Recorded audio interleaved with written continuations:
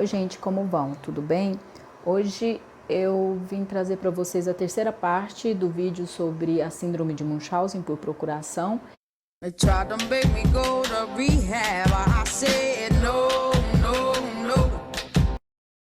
E nesse vídeo a gente vai falar sobre as características da perpetradora, da mãe, pai, do perpetrador, da perpetradora da síndrome. Então, Rosenberg, Dona Rosenberg, ela estudou 117 casos e a partir desses casos ela traçou um perfil com 16 itens dessas mães que são portadoras da síndrome de Munchausen por procuração.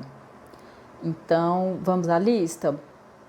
O item... antes que eu me esqueça, se você não é inscrito no canal, se inscreva, curta, compartilhe, me ajude a divulgar esse material que é bastante relevante para muita gente, ok? Principalmente porque a síndrome de Munchausen por procuração, ela é pouquíssimo divulgada, pouquíssimo conhecida e eu acho que a gente tem que, principalmente o pessoal da área da saúde, se atentar para essa síndrome. Então, a mãe como responsável. Geralmente a mãe é responsável, na maioria das vezes a mãe.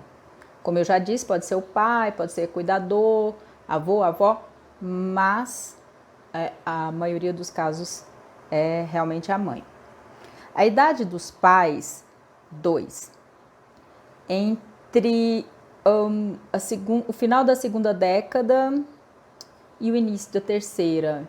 Então, 25, 35, entre 25 e 35 anos. Gente, sempre lembrando, isso não é regra, ok? Não quer dizer que são regras rígidas, que vai ser sempre assim. Podem haver variações aí, beleza? Terceiro, a mãe, ela é considerada afetuosa e cuidadosa e permanece quase o tempo todo com a criança hospitalizada. Isso é regra. Sim, sim, sim.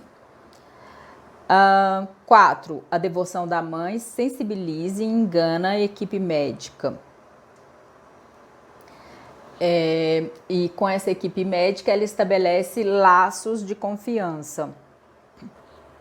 Uma relação geralmente calorosa, né? Especialmente quando envolve membros mais jovens dessa equipe. 5.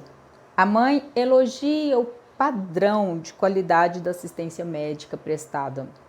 Ou seja, ela é a mãe de paciente que toda a equipe médica sempre sonhou em ter, né? É aquela mãe colaborativa, que sempre está aprovando os procedimentos, está ajudando a equipe. Geralmente ela tem algum conhecimento da área médica.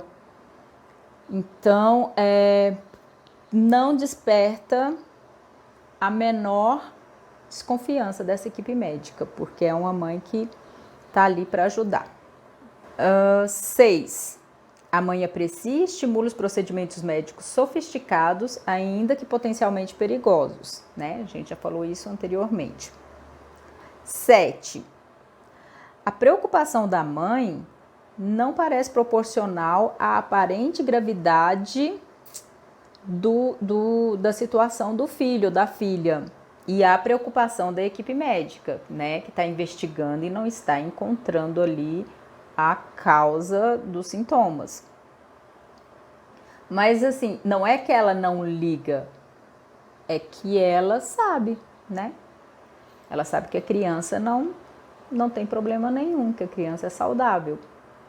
Por isso que a preocupação dela não corresponde. Às vezes a equipe médica está lá se descabelando e a mãe está mexendo no celular, está batendo papo com o acompanhante de outro paciente, está falando assim livremente sobre a vida dela, a doença do filho ou da filha, os sacrifícios que ela tem que fazer por essa criança e tal. Então, essa é uma característica marcante da mãe com síndrome de Munchausen por procuração. 8. A mãe, ela tem algum conhecimento de enfermagem, né? Como a gente disse anteriormente, mesmo porque são mães que geralmente sofrem de síndrome de Munchausen, né? Aquela síndrome em que a pessoa atribui sintomas a si mesma. Então, ela já tem algum conhecimento médico por frequentar vários hospitais, vários postos, vários atendimentos e ter uma proximidade, né, com essa área médica, com esse âmbito. 9.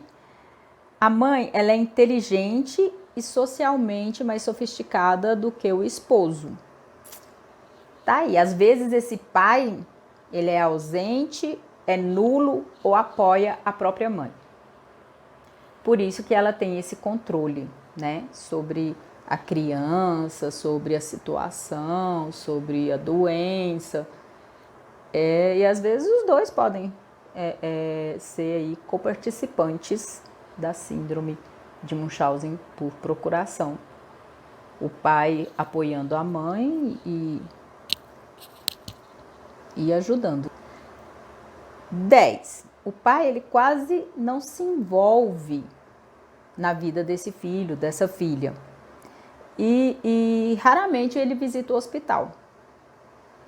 Muitas vezes, vocês vão lembrar do caso da Didi, a mãe não permite a proximidade do pai. Ela afasta esse pai, ela anula esse pai da vida da criança. Teve um outro caso também, que vocês vão achar na Quinta Misteriosa. O nome do caso é... Bom, não vou me lembrar agora, mas eu vou deixar aqui para vocês na descrição. E é um caso em que a mãe, ela inclusive mente sobre quem é o pai da criança, né? Ela atribui paternidade a uma outra pessoa que nada tem a ver. 11. A idade da criança menor do que 6 anos. Lembrando que são estatísticas, né? Foi uma pesquisa feita, foi feita uma estatística, não é regra. Tanto é que a Gypsy, ela já era maior de idade.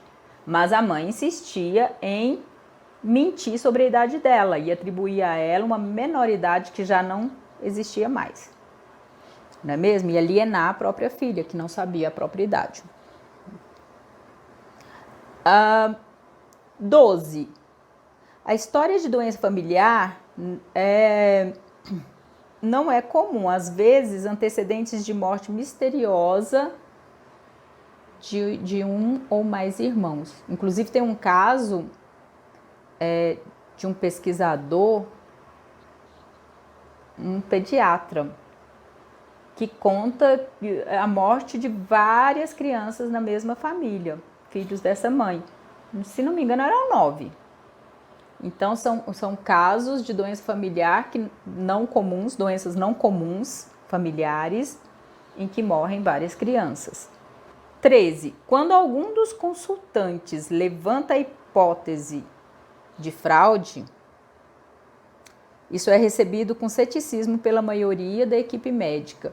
Então, se alguém da equipe levantar a hipótese de fraude, olha, gente, a gente não está encontrando aqui o motivo dos sintomas, a fonte dos sintomas, a gente não consegue traçar um diagnóstico para essa criança.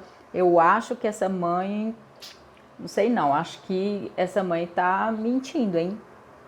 O resto da equipe não vai acreditar.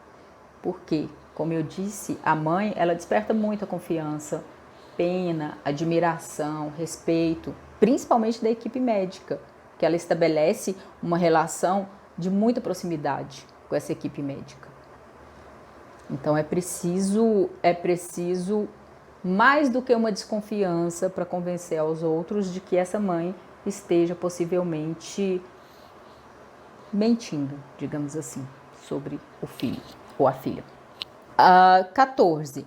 A mãe, ela nunca confessa, mesmo quando confrontada com provas. Muito pelo contrário, ela faz a ofendida e se manda daquele hospital, daquele centro médico, daquela clínica. Mas isso não significa que ela pare de atribuir sintomas, de recorrer a equipes médicas. Ela simplesmente muda de local, né? Se nesse local estão desconfiando da fraude dela, ela vai mudar, vai para um outro atendimento e vai começar tudo de novo, o ciclo. 15. Geralmente a mãe não tem um rótulo psiquiátrico bem definido. Detecta-se apenas um distúrbio de personalidade ou de afetividade. Às vezes até sociopatia, né? Que é a falta de empatia. Enfim, é uma pessoa perfeitamente normal, né? É uma mãe dedicada, abnegada, é uma boa mãe que abriu mão da própria vida para cuidar desse filho doente, dessa filha doente, que o que ela desperta nas pessoas é admiração, é pena, é identificação de outras mães, né, que têm os filhos doentes, que realmente têm os filhos doentes e estão com eles ali no hospital. Muito perigoso isso. 16. A mãe apresentou ela própria a síndrome de Munchausen, como eu disse anteriormente. Ou então, se você for procurar no histórico dessa mãe, você vai achar um tratamento psicoterápico, psiquiátrico, né, anterior. Porque isso não surge do nada, né, gente? A pessoa, ela tem um histórico. Às vezes, abuso na infância, às vezes, ausência da própria mãe, às vezes, a própria mãe tinha síndrome de Munchausen por procuração. Então, assim, é todo um contexto histórico, cultural, ambiental, familiar, que tem que ser analisado. Por isso que, assim, os médicos, eles costumam, a menor desconfiança, né, de que essa mãe possa ter alguma coisa relacionada à síndrome de Munchausen por procuração, eles costumam já puxar o histórico dessa criança, de internações, e já buscar suspender medicação para poder confrontar essa mãe, né?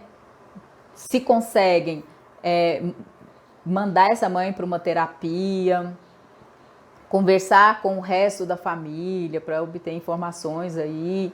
São passos que, se a gente consegue avançar, são de extrema importância, né, no tratamento da criança e na proteção desse indefeso, desse vulnerável.